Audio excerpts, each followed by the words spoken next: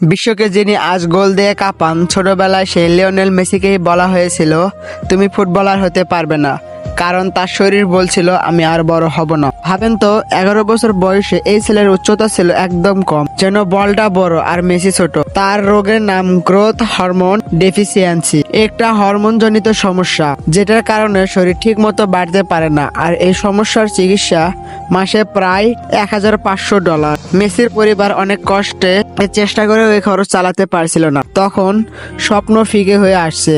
ঠিক তখনই মাঠে নামে বার্সেলোনা ক্লাব।